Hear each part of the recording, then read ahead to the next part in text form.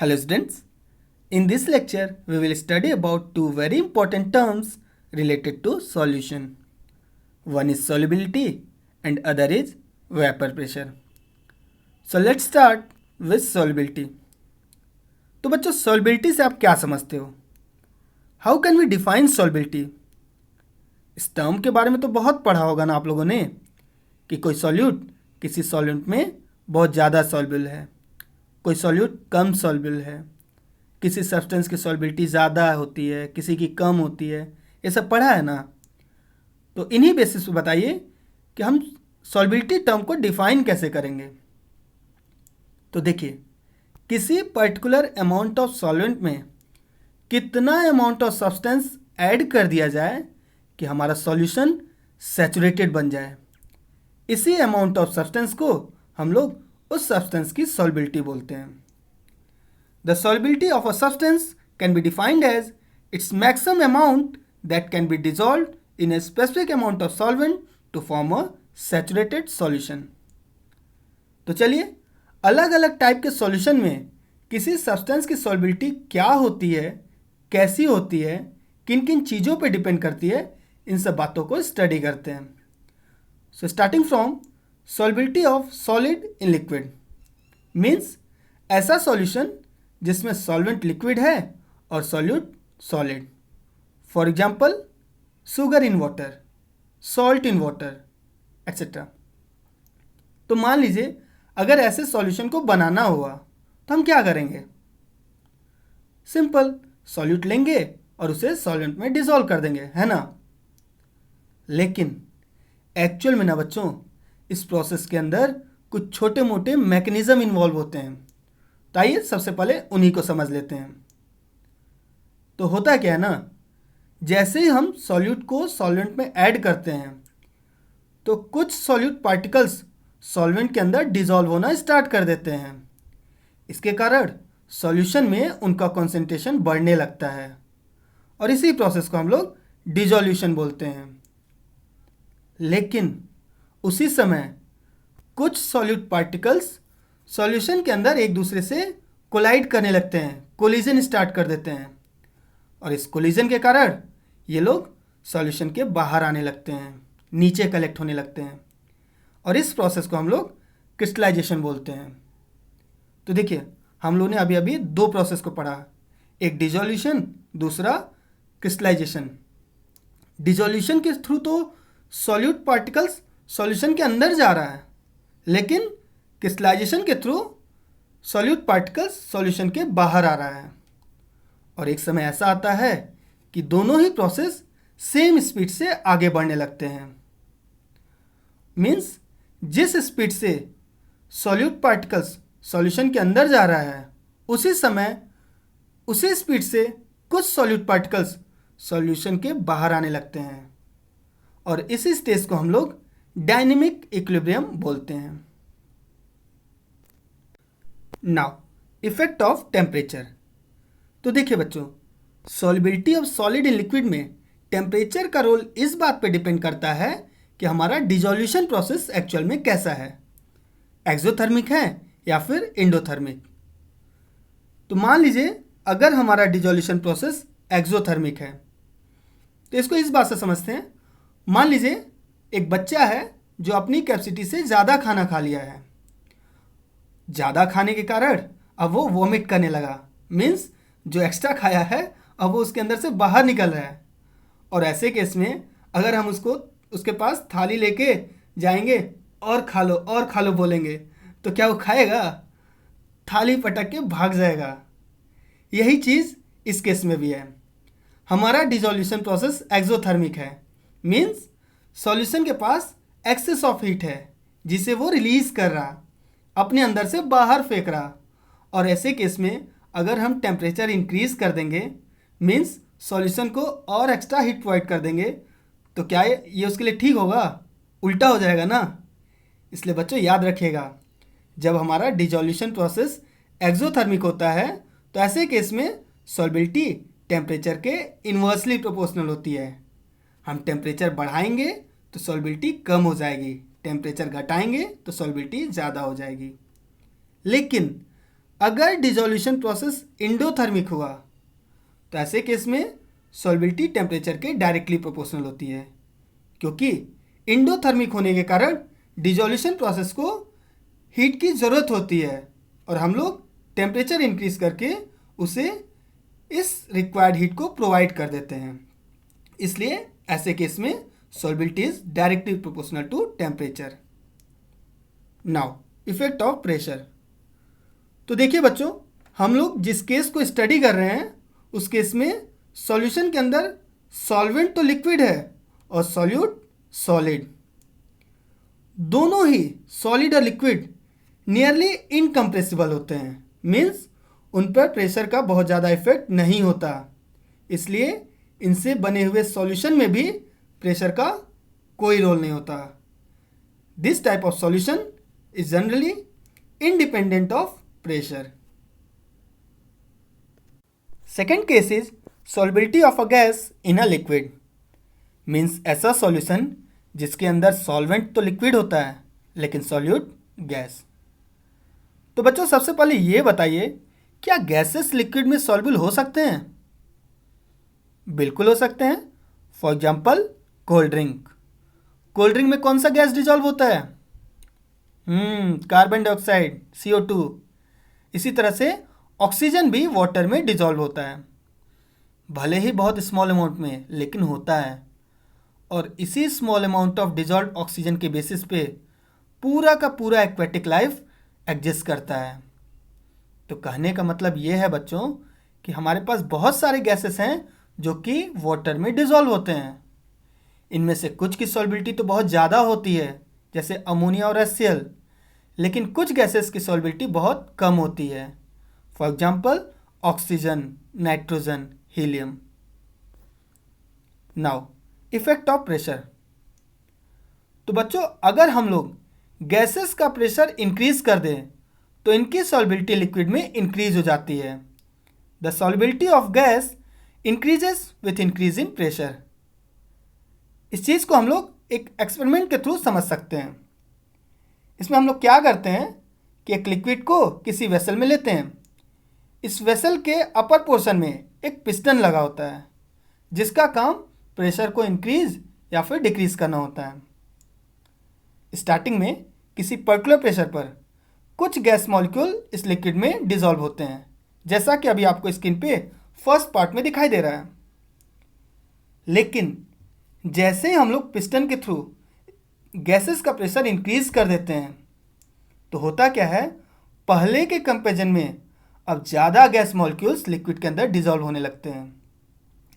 तो बच्चों हम लोग बोल सकते हैं कि pressure is directly proportional to solubility of a gas in liquid. और इसी चीज़ को सबसे पहले हेनरी नाम के एक साइंटिस्ट ने स्टडी किया। इन्होंने सॉल्युबिलिटी को मेजर करने के लिए मोल फ्रैक्शन टर्म को यूज़ किया और एक लॉ दिया जिसे हम लोग हेनरी लॉ के नाम से जानते हैं। और इस लॉ के according the partial pressure of the gas in vapour phase is directly proportional to its mole fraction in the solution.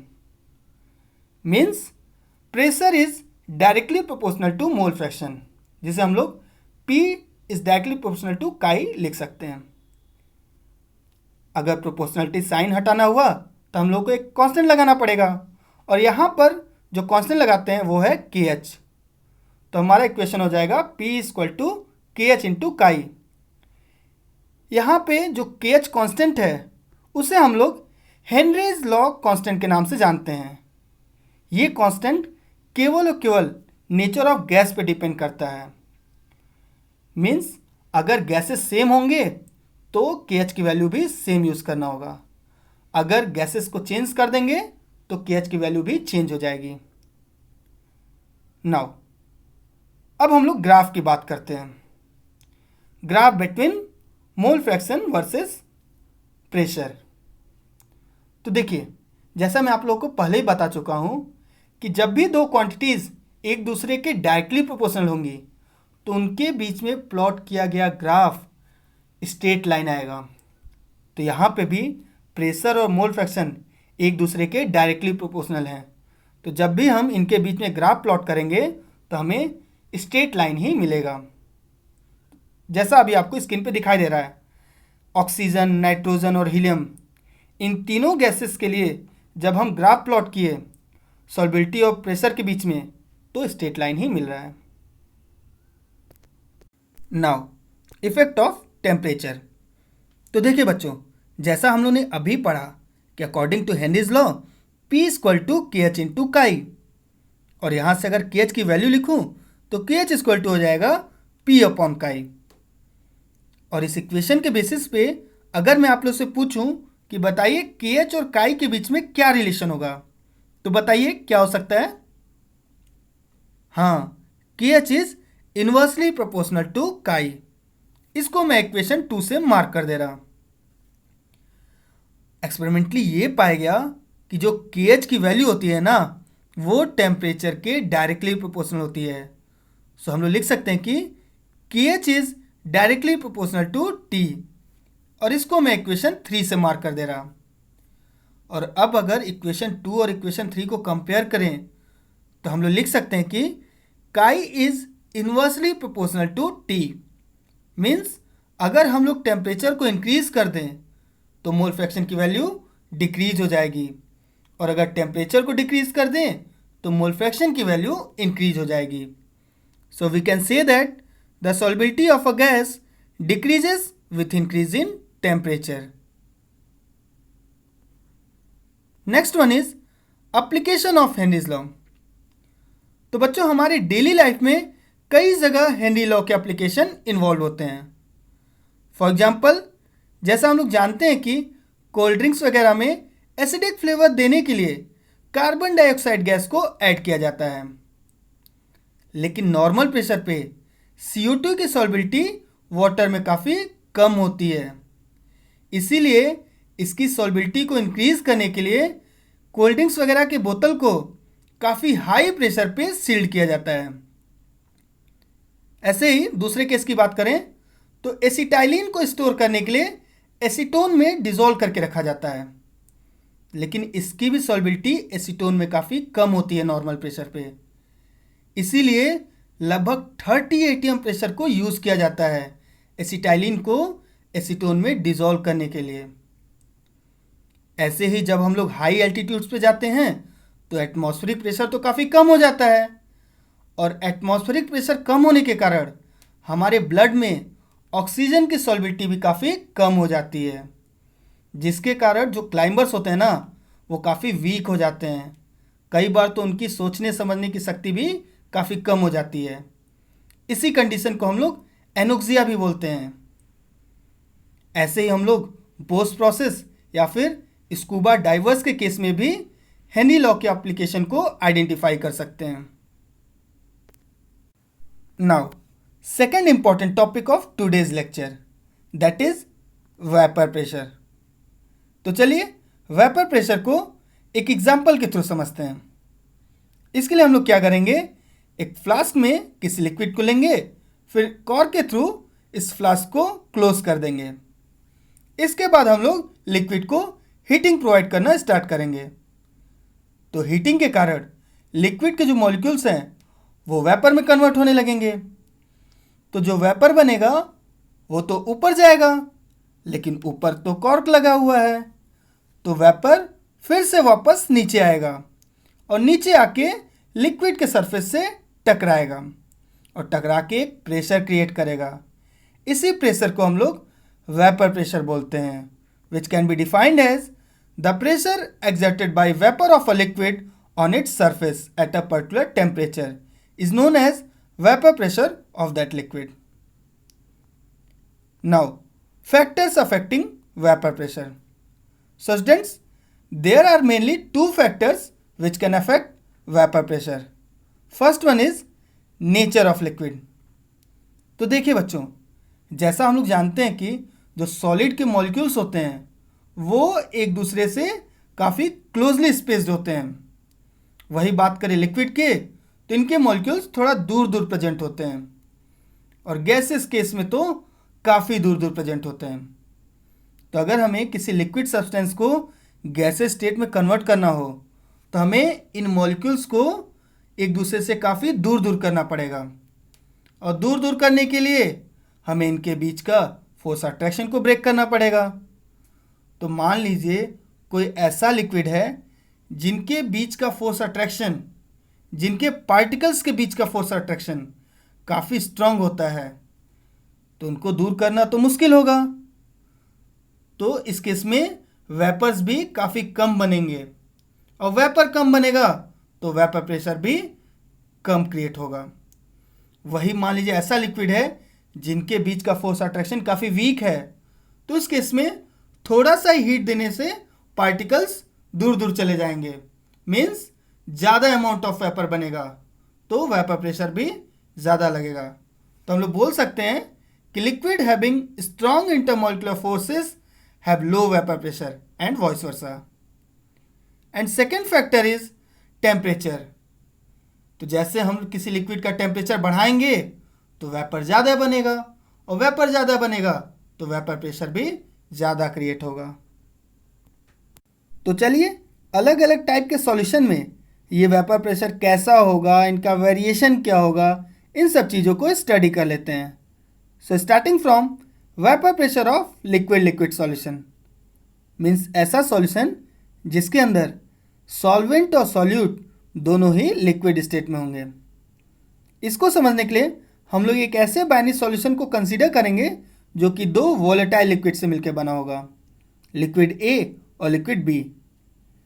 इन दोनों ही लिक्विड्स का जो पार्शियल वेपर प्रेशर होगा उसे हम लोग पी ए और पी बी से डिनोट करेंगे, और इनके मोल फ्रैक्शंस को काई ए और काई बी से। इनके टोटल वेपर प्रेशर को हम लोग पी टोटल से डिनोट करेंगे। एक फ्रेंच केमिस्ट थे एफ.एम. राउल्ट, इन्होंने इस टाइप के सॉल्यूशन को काफ़ी डीपली स्टडी किया और एक लॉ दिया जिसको हम लोग राउल्ट्स लॉ के नाम से जानते हैं। इसके according for a solution of volatile liquids the partial vapour pressure of each component of the solution is directly proportional to its mole fraction in the solution. Means किसी दो वोलेटाइल लिक्विड्स के solution में जो हर एक component का partial pressure होगा वो इसके मोल फ्रैक्शन के डायरेक्टली प्रोपोर्शनल होगा। फॉर एग्जांपल अगर कंपोनेंट ए की बात करें तो इसके लिए हम लोग लिख सकते हैं कि P A is directly proportional to chi A. यहाँ पे अगर प्रोपोर्शनलिटी साइन हटाना हुआ तो हम लोग को एक कांस्टेंट लगाना पड़ेगा। इस केस में हम लोग जो कांस्टेंट लगाते हैं वो है पी ए नॉट। तो हम लोग का इक्वेशन कुछ ऐसा हो जाएगा, P A equal to P A nought into chi A. इसे हम लोग इक्वेशन 1 मार्क कर दे रहे हैं।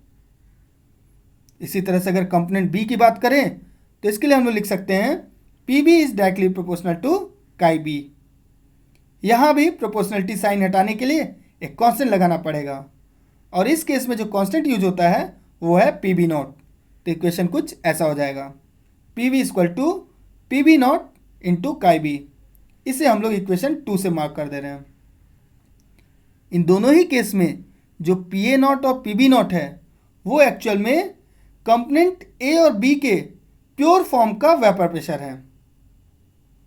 Now according to Dalton's law of partial pressure हम लोग जानते हैं कि जो टोटल प्रेशर होगा वो इंडिविजुअल कंपोनेंट्स के पार्शियल प्रेशर का एडिशन के बराबर होगा।